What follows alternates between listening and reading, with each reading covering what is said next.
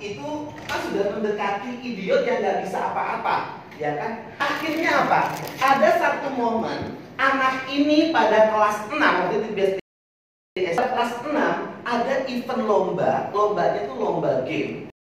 500 peserta yang ABK hanya anak ini saja. Dan ternyata yang juara satu ABK itu. yang ini, Denny ini yang IQ-nya 41. Ternyata ditelusuri, ditelepon sama mamanya. Apakah Denny dileskan komputer? Enggak. Apakah Denny dileskan untuk teknologi? Buku enggak dibaca. Ternyata SMA belum lulus, SMK dia, SMK belum lulus, SMK-nya ngambil jurusan komputer jaringan, sudah di-hire sama salah satu perusahaan film untuk jadi editor film.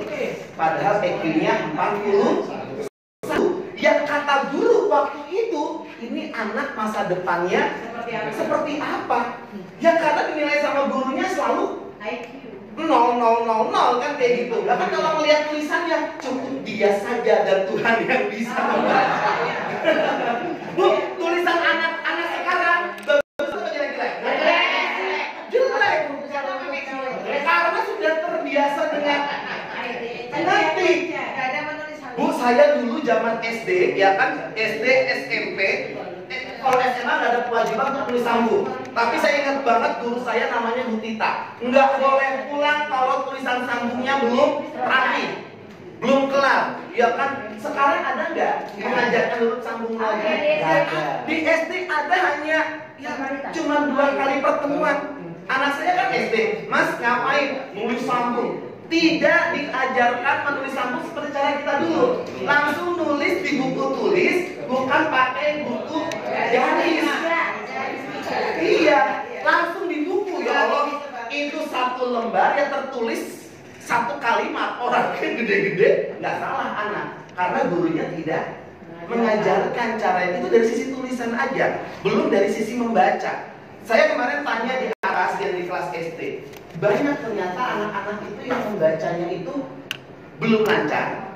Jangankan belum lancar, memahami isi bacaan aja kurang. Coba Pak, kalau dikasih soal teksnya panjang, dibaca soalnya. Soal dibaca, teksnya enggak. Jawabannya ngasal. udah, yang penting keisi. Anak sekarang dapat nilai jelek, nggak ada rasa menyesal, nggak ada. Tapi kalau zaman dulu benar-benar ya kan, apakah itu salah kurikulum? Nah, bisa jadi.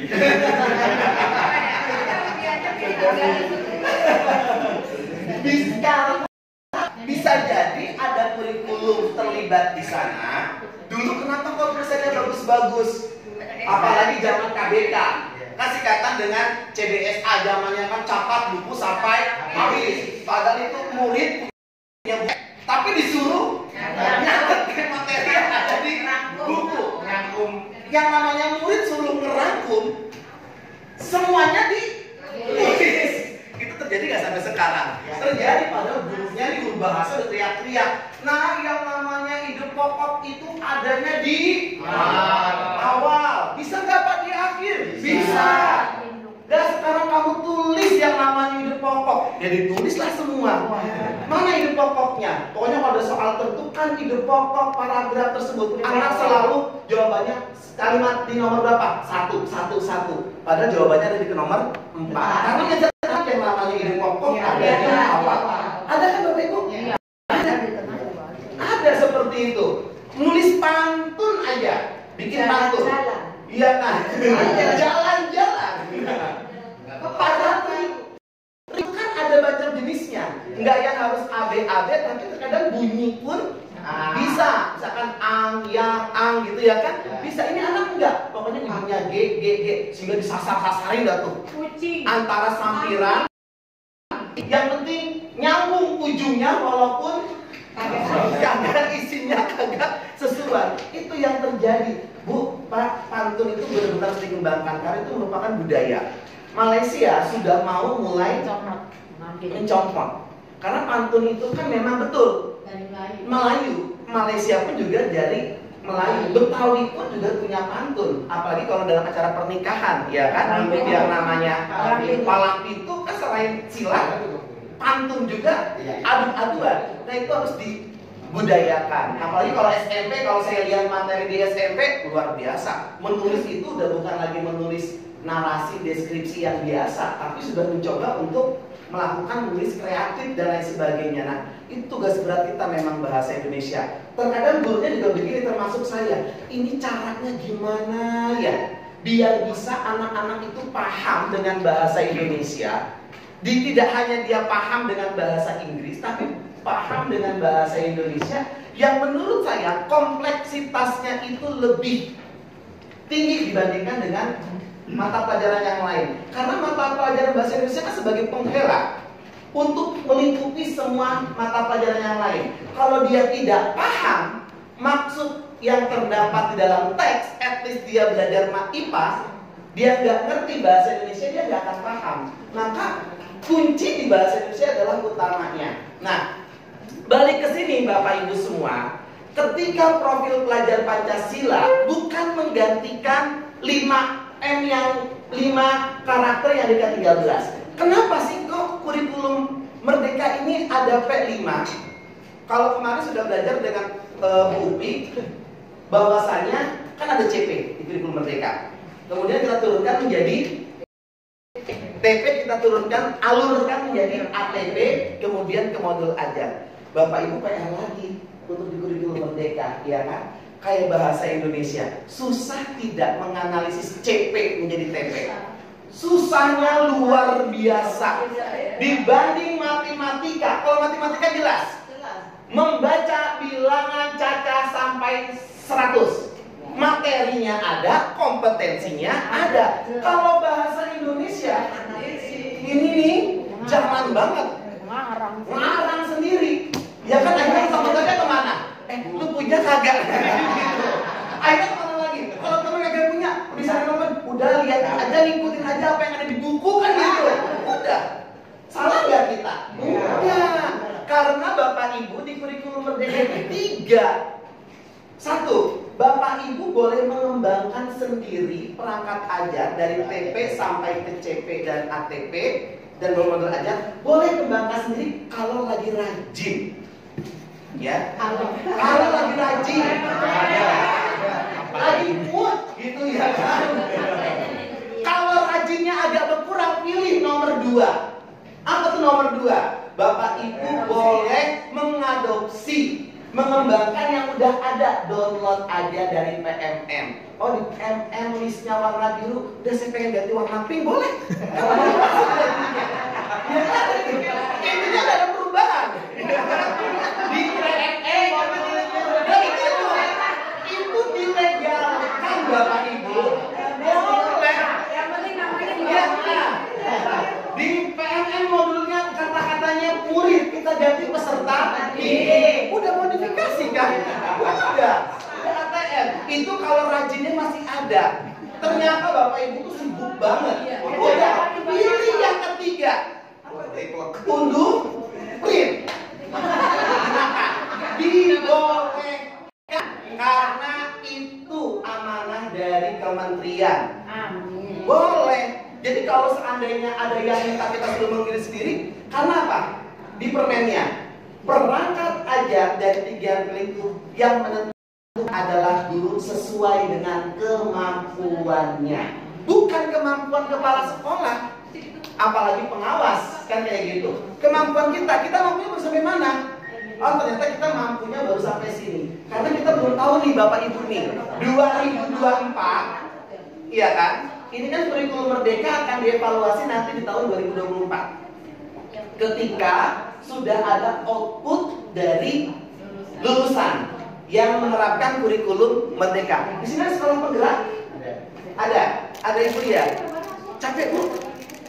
Capek. Berarti yang belum sekolah penggerak jangan-jangan kalau dari sini, Bu gak usah ikut tes gitu dalam sekolahnya lagi. Mondar mandir di sekolah penggerak diajarin Bu. Diajarnya kan lewat online ya? Lagi pas komite ya? Ada masalah suruh nyelesain sendiri gitu kan? Capek ya Bu ya? Bukan capek lagi, tapi kita ambil hikmahnya. Tapi bukan berarti banyak seperti yang terjadi di sekolah tahun 2024 akan ganti kurikulum. Tidak.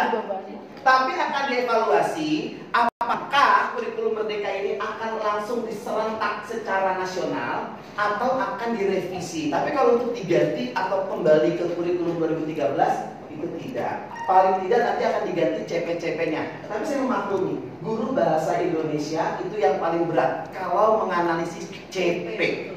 Karena materi itu sifatnya masih umum. Masih abstrak banget. Betul Bu. Terus kompetensinya tuh apa? Kalau gurunya benar memahami itu mungkin bisa, tapi itu butuh waktu yang lama. Ya kan kecermatan dalam kita membaca CP sama besarnya apa Bapak Ibu? Ketika kita mau merancang atau mendesain pembelajaran. Karena kalau kita analisis salah semua. Kan seperti itu. Nah, kenapa harus digerakkan seperti ini? Bapak Ibu kalau secara akademik, 2 tahun yang lalu close learning anak-anak PJJ. Nilai anak-anak bagus ya Bapak Ibu? PJJ. PJJ. Lebih bagus PJJ. Ketika bulan Juli kemarin anak PTM, luar biasa. Nilainya PJJ bagus, sikapnya bagus semua. Ya kan? Ketika PTM masuk tuh bulan Juli, alangkah kagetnya kita. Bu SMA aja masih ditemukan ada anak yang bacanya belum lancar. SMA itu baru baca lancar atau tidak? Bagaimana kalau ditanya pemahaman isi bacaan? Karena saya menemukan ternyata di masa PJJ itu ada joki, Bapak Ibu. Ada joki. Jadi lebih baik orang tua bayar sebulan. Kayak saya mau wawancarai, ada salah satu murid. Ini kok selama PJJ dari jam 7 ini kok anak kok udah les kan kayak gitu. Ya kan? Dia les, gurunya Zoom. Bu, les anak-anak les di mana? Les apa? Kamu mau? Itu tadi saya ketemu, saya tanya, ya kan? Mau kemana dek? Anak sekolah itu mau les. Gurunya jam 8 mau Zoom, dia ada di ruang guru. Waktu itu saya lagi pendampingan untuk sekolah penggerak. Gurunya bisa tanya, Bu, kok jam 7 anak itu udah pergi les? Ternyata informasinya anak itu pergi les ke rumah kakak mahasiswa. Kan mahasiswa itu pada saat PJJ kan masih daring juga. Jadi diambillah peluang bisnis. Per anak 200.000 per bulan. Iya kan? Ternyata ditanya sama gurunya yang les di situ siapa aja, disebutin. Ternyata banyak, lebih dari 30 anak. Bayangkan Bapak Ibu, 30 anak dikali 200 dalam sebulan, lumayan kan buat mahasiswa 1 tahun. Ya kan? Apa yang dibahas? Itu tugas-tugas ibu. Tinggal nyalin, terus kirim lewat Google Form, selesai. Oh pantesan kok kalau lagi pas Zoom backgroundnya itu baru gurunya sama semua. Ya Bu, orang tua mana lebih mending dia keluar uang 200.000 daripada ngomel-ngomel. Bener kan? Orang tua kalau di rumah anak belum ngerjain PJJ ngomel kan? Apalagi belum bangun. Orang istri saya kan guru, apalagi istri saya guru PAUD. Sabarnya kan luar biasa. Tapi buat anak orang buat anak orang sabarnya luar biasa. Anak sendiri enggak. Istri saya di sekolah PAUD yang jam 3 baru selesai. Dari jam 8 sampai jam 11 Zoom. Jam 1 sampai jam 2 itu baca Quran, dipikolin satu-satu. Saya tanya, itu kamu manggil anak orang sabar banget? Ya iyalah Bi, masa nggak sabar sama murid sendiri? Saya gini, kok sama Arek kalau nggak nangis nggak afdol untuk belajar? Beda tapi langsung. Beda lah. Kalau nggak diminta nggak dikerjain. Beda, ternyata sabarnya sama anak orang. Ibu Bapak juga gitu kan? Sama murid sendiri, waktu bandel. Ya, hanya sampai protes. Iya, saya protes ya. Kalau panggil muridnya pakai saya. Pakai saya sama anak sendiri. Kalau disebut nama, saya lebih tinggal hilang duit 200.000 ya kan, daripada ngomel-ngomel ya kan, untungnya semua lalu. Makanya saya kalau PJJ lebih baik saya di luar daripada saya di rumah menyaksikan pertarungan antara saya yakin bapak-bapak juga lebih baik menghindar ya Pak ya, karena suara istri tinggi. Apalagi pagi-pagi, kan mama paling hobi ngomel kapan Bapak Ibu? Pagi, malam anteng. Karena ketika dia KTI, udah gak ada yang dimarahin. Secara akademik lost learning, ternyata betul Bu. Secara karakter, anak-anak kita juga pun lost learning terkait dengan karakternya. Walaupun karakter itu tidak diajarkan, karakter itu nggak diajarkan Bapak Ibu, tapi karakter itu merupakan sesuatu yang harus dikembangkan melalui kegiatan, melalui contoh dan lain sebagainya. Karena karakter nggak bisa diajarkan. Kalau diajarkan, jatuhnya ke pengetahuan, anak itu bisa menjawab. Contoh, membuang sampah sembarangan merupakan perbuatan yang bisa anak jawab. Tapi implementasinya itu anak habis makan cilok, plastiknya dibuang kemana? Mana aja. Selama tempat itu dia rasa aman untuk dibuang. Kan seperti itu. Makanya P5 di kurikulum Merdeka dikembangkan menjadi satu kegiatan kokurikuler yang wajib oleh satuan pendidikan untuk mengembangkan karakteristik peserta didik kita. Tujuannya itu, Bapak Ibu mungkin kalau lihat anak-anak sekarang, ada nggak yang kalau ketemu guru tuh kayak saya dulu lagi pas SD, kalau ketemu guru tuh agak minggir gitu ya kan? Bukan takut, tapi memang salaman aja anak sekarang. Karena cuma begini, karena gitu, ya kan? Nggak yang kayak kita salaman tuh. Benar. Sekarang tuh cuma gini doang, dah. Kalau nggak ditegur, enggak. Ini guru di depan pintu, anak lari, cuek aja. Makan boro-boro nawarin ya Bu ya, sambil jalan. Adabnya itu kurang Bapak Ibu semuanya, kurang banget. Saya yakin apalagi masa-masa SMP, itu masa-masanya lagi pencarian jati diri anak-anak. Udah, kalau Bapak Ibu anak kandung sendiri pasti lebih susah untuk di-hire, untuk apa namanya itu, untuk dibangun sesuatu, deh ikut mama yuk, pasti lebih susah dibandingkan ketika anak Bapak Ibu pada usia-usia SD, ya kan? Karena memang sudah beda. Kalau SD itu, kenapa kalau di SD itu manut-manut sama gurunya? Karena masa-masa SD itu masih apa kata gurunya. Beda dengan kayak balita 5 tahun ke bawah itu apa kata mamanya? Tidur yang dipanggil Ma. Mau makan, Ma. Saya sebagai suami alhamdulillah gak pernah dipanggil ya. Ambilin minum enggak. Pokoknya dia bilangnya, Bu, Ma, kan kayak gitu. Udah. Tapi ketika udah SD, itu anak apa kata gurunya. Orang saya punya anak kelas 2 SD, saya guru, istri saya guru. Diajarin, Mas Al, caranya begini. Orang kata Bu Rosi nggak gitu kok. Apa kata gurunya? Jadi kenapa seperti itu? Nah ketika di SMP udah beda, karena di SMP itu udah apa kata temannya. Kayak Bapak Ibu mau ngajak kondangan itu anak SMP, anak udah gede-gede. Gak susah walaupun dibimbing, dia ikut juga di hotel, dia ada zupa-zupnya kagak mau ikut. Dia lebih milih apa? Enggak mah, aku mau main aja sama ini. Setiap Sabtu Minggu coba, pasti sering dimintain duit. Mah, minta duit mah, mau pergi ke Senayan sama teman-teman, gitu kan? Karena memang udah masanya. Nanti ketika SMA, ketika kuliah udah beda lagi tuh. Udah apa kata pasangannya, apalagi yang bucin banget, iya kan? Nah, udah manut banget, gitu ya kan? Udah, ya kan? Nah, ketika Bapak Ibu itu semua terjadi yang namanya karakter menurun, rasa hormat menurun, rasa kasih sayang dengan sesama menurun, maka P5 hadir sebagai upaya untuk anak-anak ini melalui kegiatan tersebut memiliki kesadaran yang baik terkait dengan oh apa yang harus saya lakukan ya. Dia sadar yang dia lakukan itu baik, yang dia lakukan itu tidak baik, dia tahu.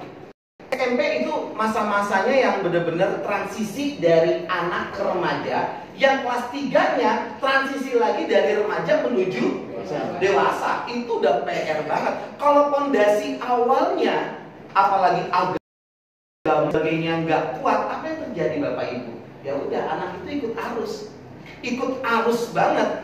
Bapak Ibu lagi zamannya SCBD, apa namanya, Citayam Fashion Week yang ada di situ, coba apa yang terjadi?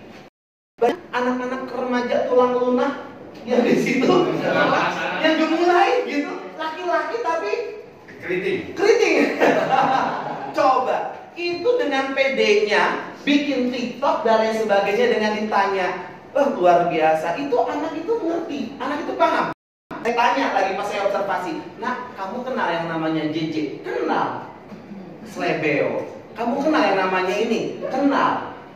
Guru saya datang pagi-pagi, sekolah itu lagi yang namanya literasi. Kemudian gurunya menanyakan Bapak Ibu, guru agamanya, siapa yang hari ini sholat subuh?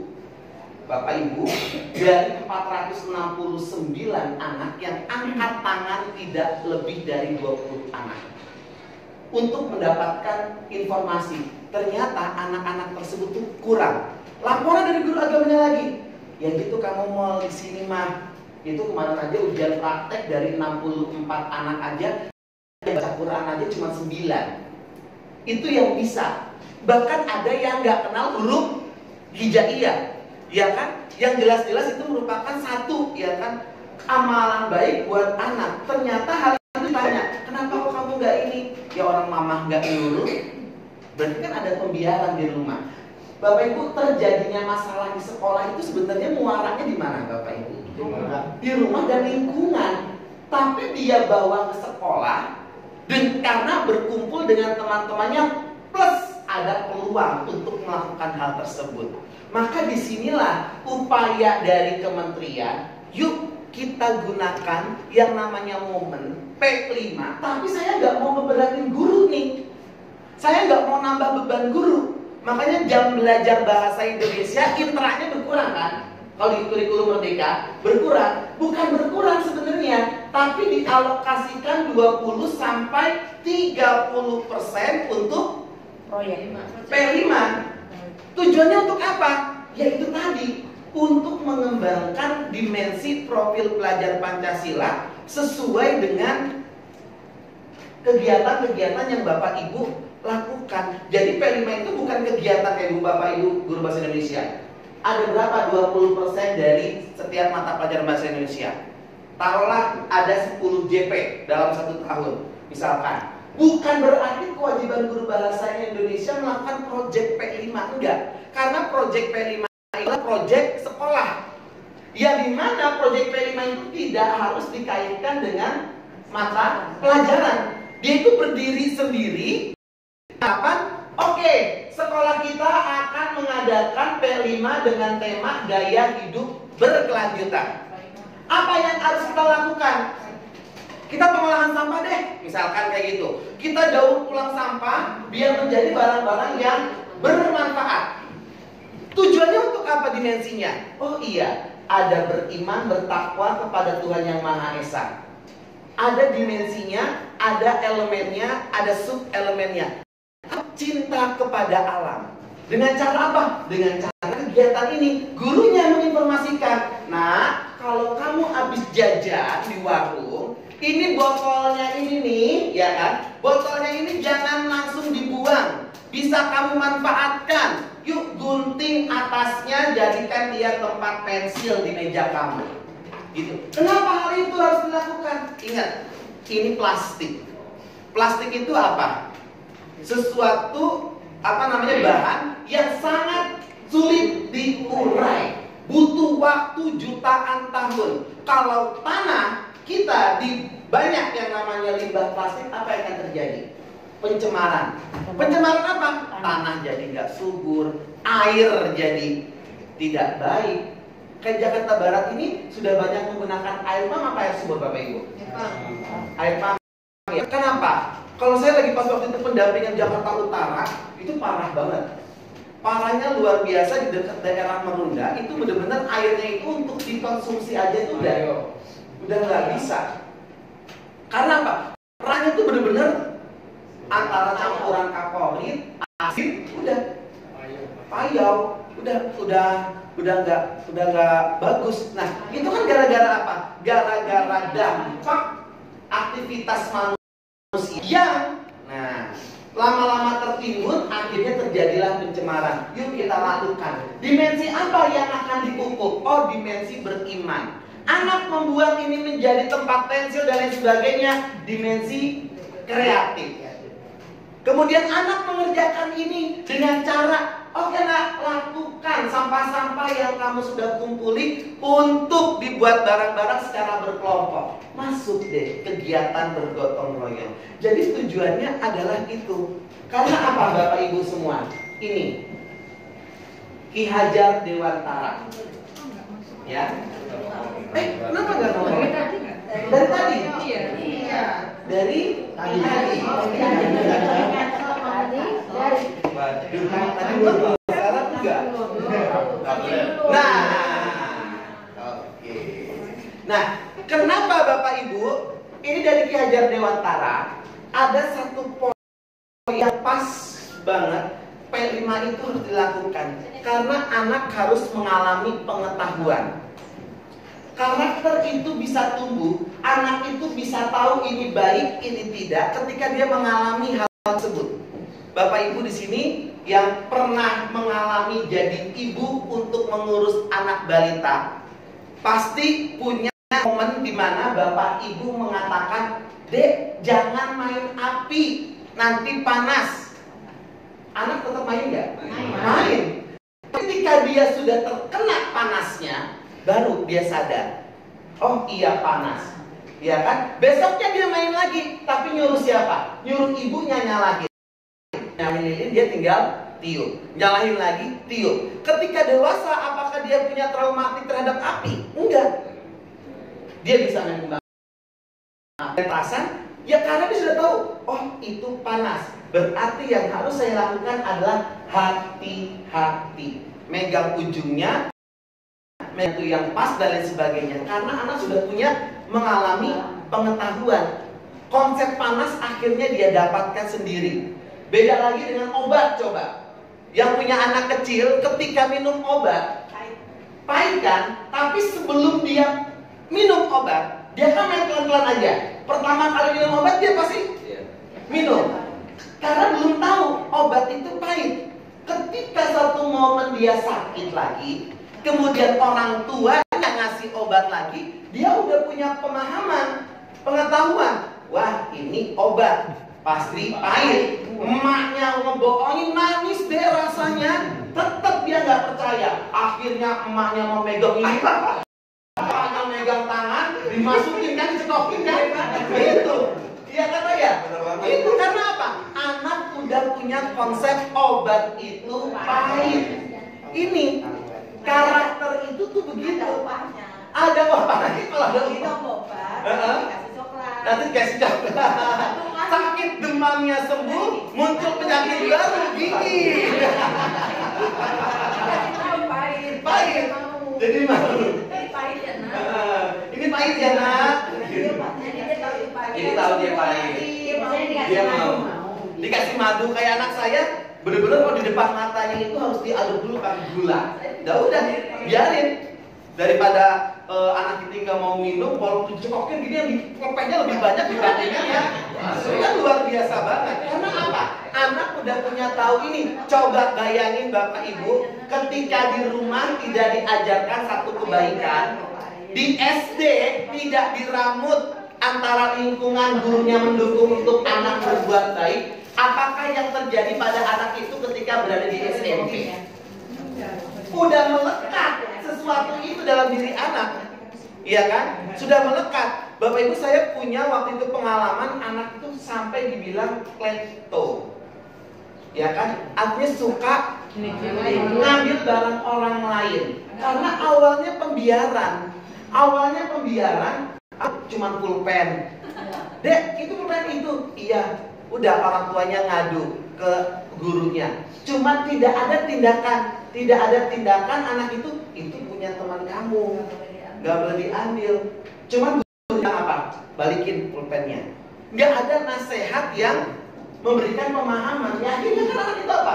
Berawal dari pulpen, berawal dari penghapus, merasa ya udahlah cuma gitu. Akhirnya kan apa? Klimaks.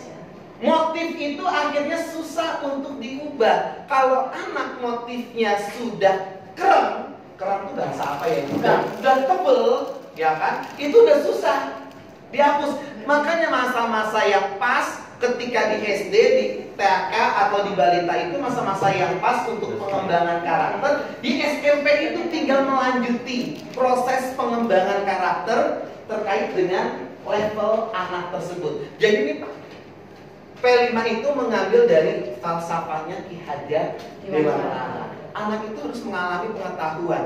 Makanya kan banyak yang bilang trial and error lebih bagus daripada nggak mencoba sama sekali. Dia mencoba, dia gagal, nggak masalah. Tapi selanjutnya dia akan belajar dari suatu kegagalan, apa yang salah pada diri saya. Ini yang diajarkan kepada anak-anak. Bu, anak-anak sekarang itu kan ketahan malangannya kan nggak ada.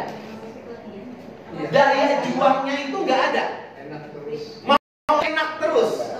Betul kan Bu? Sampai saya pernah, bapak saya sendiri aja, kamu dulu bapak makan singkong aja nggak pernah protes dulu lagi pas saya zamannya SMP ya. Kamu maunya makan ini, makan ini, makan ini. Itu senjatanya orang tua. Nah, karena ketahanan malang anak-anak sekarang itu soal susah sedikit ngeluh. Iya kan? Bu, ini gimana sih Bu? Gitu ya kan? Soal beda sedikit sama contohnya udah nyerah. Karena udah biasa mendapatkan hal yang instan. Sekolah diantar, guru jalan kaki, jajan guru sama jajan murid gedean muridnya, ya kan? Betul. Cukup goceng kan? Itu 5.000 sampai cukup. Sampai cukup. Kalau anak beda, belum bobatnya, belum apanya. Ternyata kalau kita berpikir ada anak-anak yang lebih jajannya, ini anak duit dari mana kan kayak gitu. Bahkan bisa, Bu, ini untuk masih SMP. SMA itu udah luar biasa banget. Udah banyak yang namanya dari sisi amoralnya itu sudah diabaikan. Udah banyak Bapak Ibu semua. Anak SMA kategori hampir miskin, tapi anaknya itu punya iPhone. Dari mana duitnya? Ya ada Bu. Kisahnya. Itu dia main om-om. Nah itu. Iya ada. Main om-om. Main apa aja ya?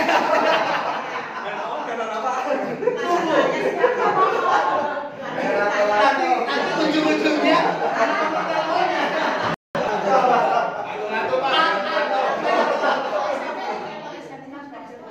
tuh, itu kenapa Bapak Ibu? Anak itu suka yang instan. Sekarang kalau ditanya, anak cita-citanya jadi apa? Kalau dulu zaman kita kan dokter, polisi. Dokter, polisi, sekarang anak tuh banyak instan. Melihat yang di layar kaca, YouTuber duitnya banyak, pengen jadi YouTuber. Pengen jadi TikToker, pengen jadi apa namanya influencer dan lain sebagainya. Padahal itu juga ada upaya, ya kan? Itu ada upaya. Nah, udah profesi-profesi apalagi guru, kagak dicolek sama mereka, ya kan? Profesi jadi apa? Kalau nggak ada yang jadi guru, kan kayak gitu. Kalau anak saya beda, pengen jadi guru kayak Abi. Aku saya bilang masih kecil, karena masih kecil.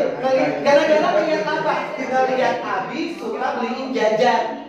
Si anak saya ini sendiri, duit Abi banyak, karena dia lihat apa? Karena duitnya banyak, dia bisa jajan. Kan kayak gitu. Anak sekarang itu udah ngerti kayak gitu. Pengen jadi guru biar bisa jajan karena duitnya banyak. Konsep anak kan konkret. Apa yang dilihat dia yang diutarakan. Nah, SMP itu masa-masa transisi. Kalau SMA, saya lagi pas mendampingi guru-guru SMA itu apa namanya, masalah terkait karakternya itu lebih parah Bapak Ibu. Termasuk tadi Ibu cerita main sama om-om, nggak tahu main apa kan gitu. Ya, orang status keluarganya hampir miskin, penerima KJP, penerima PIP. Kan kalau penerima KJP itu kan yang berarti yang hampir miskin atau miskin banget, iya kan? PIP juga sama. Kalau dia punya handphone yang harganya puluhan juta, duit tekan di gitu kalau orang Jawa, ya kan? Duit dari mana? Iya kan? Itu peluang. Bu, di SMA itu juga ada teman jual teman. Mucikari, belajar jadi mucikari, makanya cukup bahagia Bapak Ibu yang punya anak-anak usia labil, SMP, SMA, bener-bener deh dikuatin terkait dengan mental anak, iman anak. Nah itu wajib, harus. Karena benar Bapak Ibu, Ki Hajar Dewantara mengatakan ada kodrat zaman, ada kodrat alam. Kodrat zaman itu mengisyaratkan pada diri kita, jadi anakmu sesuai dengan zamannya. Udah nggak bisa lagi kayak zaman dulu saya. Kalau nggak ngerjain PR, itu guru yang namanya tangan begini dipukul penggaris, bukan pakai yang 30 cm, yang kayu. Kan dulu masih zamannya penggaris kayu. Lah, Patah kadang-kadang. patah kadang-kadang. Ya kan, sholat datang terlambat sama kepala sekolah, tambang di tarik. Coba sekarang, kita nggak main fisik, kata-kata juga halus, nggak kasar, tahu-tahu dapat laporan. Anak itu image-nya kalau guru tegas sedikit galak. Jadi nggak bisa bedain antara guru tegas sama guru galak. Nggak enak sama Bu Yuyun, galak orangnya. Nah, banyak PR. Karena ketahanan malam anak itu udah Yang main-main. senang. Yang ngajarnya ketawa-ketawa senang. Betul. Dia nggak kasih PR, sehingga kalau ditanya anaknya dapat apa, ya dapat apa-apa. Tapi anak senang nggak? Senang. Hari dulu paling banyak dapat kado siapa? Gitu. Guru favorit ya, guru favorit. Oke. Jadi banyak kisah ya Bu ya. Oke. Jadi ini kuncinya. Kenapa P5 harus ada? Bukan diajarkan karena anak harus berangkat dari pengalaman terkait dengan konsep untuk membangunnya. Kayak kita sajalah, kita tahu itu baik karena kita pernah merasakan sesuatu yang tidak baik. Bapak Ibu kan bisa tahu sedih karena pernah merasakan bahagia. Ya kan? Monggo silakan Pak. Waalaikumsalam Bapak Ustadz. Ada yang mau nemenin? Karena dia mau nganterin. Oke, jadi gitu Bapak Ibu. Kita baru bisa merasakan bahagia ketika kita sudah pernah merasakan kesedihan. Kita pernah merasakan sesuatu yang enak ketika kita pernah makan sesuatu yang tidak enak. Kan seperti itu. Jadi anak-anak itu memang harus dididik. Saya sama anak saklek, tapi sakleknya orang tua akhirnya ribut antar suami dan istri karena perbedaan itu ya kan. Istri saya orangnya, jangan Bi, kalau saya sebagai bapak daripada ribet nangis mendingan kasih aja. Tapi ini emaknya di rumah. Nanti abinya favorit. Abinya favorit benar Bu. Jadi kalau minta apa-apa ke abinya, nggak ke ibunya. Karena kalau ibunya diceramain dulu A sampai Z, baru golnya di abinya. Nah, jadi ini latar belakangnya kenapa? Karena proyek belum menjadi kebiasaan di kebanyakan sekolah. Karena proyek belum menjadi kebiasaan banyak sekolah. Betul Bapak Ibu. Harus kita bisa bedakan proyek P5 dengan proyek based learning.